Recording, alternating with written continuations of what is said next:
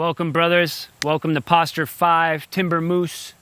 So Timber Moose is a Qigong posture with some Kung Fu influence.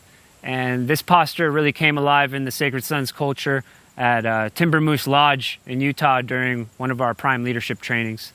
And it's been adopted into the Nines ever since that weekend. So we will begin this practice by setting up our stance. So you're going to bring your heel on the left foot in alignment with your large toe. And it's going to be perpendicular, the left foot to the right foot.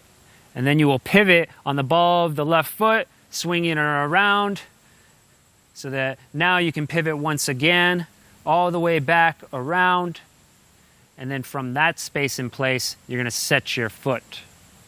So this is how you determine what the proper width is in your Timber Moose stance. Next step is bringing through our hand position for this posture. So you're gonna, the arms will be extended out in front of you at shoulder height.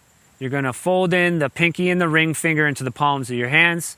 The middle finger and index finger will be extended up and skyward, and the thumb will be tucked in towards the index finger. There will be a relaxation in the elbows, a relaxation in the shoulders as you're holding this at shoulder height. And you will begin to sink down into your posture.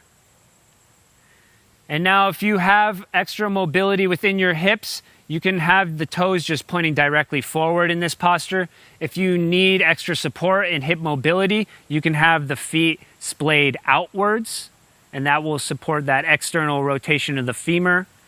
If the feet are pointing directly forwards, the toes pointing forwards, that's going to support strengthening and supporting the glutes and the quads, making a really strength-gaining posture. So from here, you want to have a subtle posterior tuck in the pelvis, tucking the tail under, making kind of like a hollow body. And the spine shall be erect and straight, the chin just subtly tucked in. And then you know when you're at the maximum in this posture, when you're able to go all the way down. And if you placed a stick at your waist over your quads, the stick wouldn't roll off the quads. That's when you know you're in a really powerful position with this posture. You may have to start extended a little bit up at first to build the strength and get used to this, but eventually you'll notice if you do this practice for a minute for 3 times a week, you will start to see gains very quickly, and it will further support hip mobility and strengthen this lower rootedness in your being. So from here, we're going to be doing a guided breath sequence. You're going to be taking a deep inhale and drawing energy in through the hands, up to the top of the shoulders, to the top of the spine. And then as you're exhaling, you're like energetically exhaling down the spine, and then it's going to wrap around the waist to the front line. And then you're going to be inhaling up the front line through the heart, back into the shoulders, and then exhaling down and out the arms, shooting out the palms of your hands. So you're going to continue this cycle of inhaling in through the palms to the top of the spine, exhaling down the spine, wrapping around the waist, inhaling up the front line, and then exhaling down and out the palms of your hands. To begin this practice, like 30 seconds to a minute for a beginner is a great place to start.